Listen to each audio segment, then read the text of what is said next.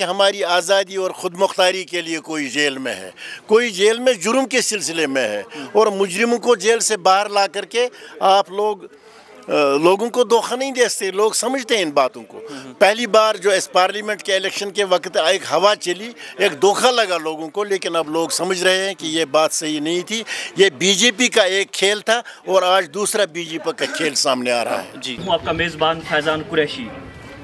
Assembly انتخابات کے حوالے سے پورے جموں کشمیر میں اس وقت سیاسی چہل پہل دیکھنے کو مل رہی ہے، اور اس وقت ہمارے ساتھ بات کرنے کے لیے موجود ہے نیشنل کانفرنس کے سینئر لیڈر اور فارمر پارلیمنٹ ممبر شریف الدین شارق صاحب۔ شارق صاحب آپ کا خیر مقدم ہے روبرو کے شمارے میں۔ شکریہ۔ شارق صاحب، سب سے پہلے میں آپ سے یہ جاننا چاہوں گا کہ جو اس وقت کی سیاسی صورتحال ہے اس کو آپ کس تناظر سے دیکھتے ہیں؟ نہیں، یہ الیکشن ہو رہے ہیں، بڑی دیر کے بعد گورنمنٹ آف انڈیا الیکشن کرا رہی ہے، جبکہ سپریم کورٹ کا حکم ملا، ادروائز وہ اس میں تیار نہیں تھی۔ جی، اور مرکزی سرکار نے، بی جے پی سرکار نے جن سنگھ کے مشورے پر کشمیر کے تمام اختیارات کو درہم برہم کر لیا، آرٹیکل 370 کو ایبروگیٹ کر لیا، کشمیر کے اختیارات کو لے لیا، اور جموں کشمیر کے لوگوں کی سب سے بڑی ایک بے عزتی کی، جو ان کا تشخص تھا، جو ان کی انفرادیت تھی، جو ان کے اختیارات تھے، جو آئینی ہندوستان میں ان کو پوزیشن دی گئی تھی، اس کو انہوں نے ختم کر لیا۔ ان حالات میں انہوں نے پھر یو ٹی بنا کر ریاست کو یو ٹی بنا کر دوسرا ایک وار کر لیا تاکہ جموں کشمیر تتر بتر ہو۔ اس کے بعد جو ڈیلیمیٹیشن کی وہ بھی اتنی غیر مناسب ہے کہ اننت ناگ کو جموں سے ملایا، کپوارہ کو کہیں سے لے گئے تاکہ کشمیر درہم برہم ہو جائے۔ اب کشمیر کے لوگوں کے لیے اس وقت سوچنے کا ہے۔ ایک طرف نیشنل کانفرنس کو اپنی جماعت 100 سال سے ان کی خدمت میں لگی ہوئی، جس کے کارنامے تاریخ نے مان لیے، جس نے جاگیرداری، وٹداری، شخصی راج کو ختم کر کے غریب لوگوں کو با اختیار بنا دیا، اور دوسری طرف بی جے پی کی چھوٹی چھوٹی جماعتیں اس وقت مختلف ناموں پر ہمارے خلاف میدان میں لائی، جیلوں سے مجرموں کو نکال کر ہمارے خلاف استعمال کر رہے ہیں۔ تو اس لیے یہاں کے لوگوں کے لیے بڑا امتحان ہے، ان کو سوچنا ہے۔ یہاں ایک ووٹ ان کے حق میں پڑے گا،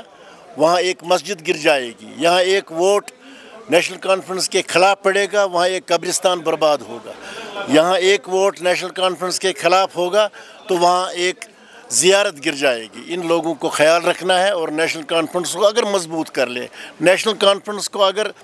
اپنا بھرپور تعاون دے دیں، تو نیشنل کانفرنس نے ایک بہت بڑا واضح منشور دیا ہے جو عوام کو مقبول ہے۔ اس منشور میں ہم نے ذکر کیا ہے ایک ان سہولیات کا کہ اگر ہمیں حکومت ملی کہ ہم کیا سہولیات ان لوگوں کو دے دیں گے، ہم غریب لوگوں کے لیے کیا کیا کریں گے، ہم مختلف علاقوں، ضلعوں اور ریجنوں کے لیے کیا کریں گے، اور دوسری بات یہ کہ ہم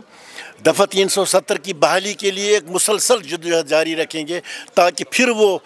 نشست اور پہچان جو کشمیر کی، جموں کشمیر کے لوگوں کی پہچان تھی سارے ملک میں، اس پہچان کو ہم بحال کر سکیں۔ یہ ہمارے الیکشن کا مقصد ہے۔ جی، میں آپ سے یہ جاننا چاہوں گا کہ اب خود انجینئر رشید صاحب جو ہے کیمپیننگ کرنے جا رہے ہیں، تو آپ کو کیا لگ رہا ہے کہ اس سے کوئی اثر پڑے گا؟ نہیں، اس کو تو اپنا کیمپین کرنے کا حق ہے، لیکن لوگوں کو یہ سوچنا ہے کہ آج ہی جب فارم بھرنے ہیں ضلع کپوارہ میں، اسی وقت اس کو جیل سے چھوڑ دیا گیا،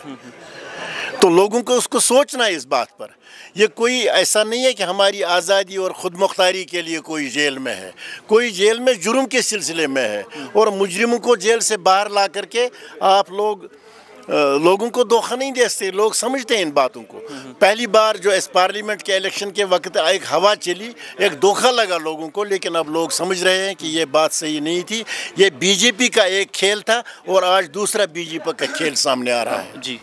جی شارق صاحب، چلتے چلتے میں آپ سے یہ جاننا چاہوں گا کہ آپ نے خود لنگیٹ کانسٹیچوئنسی سے الیکشن لڑا ہے، اور اس بار وہاں پر پچھلے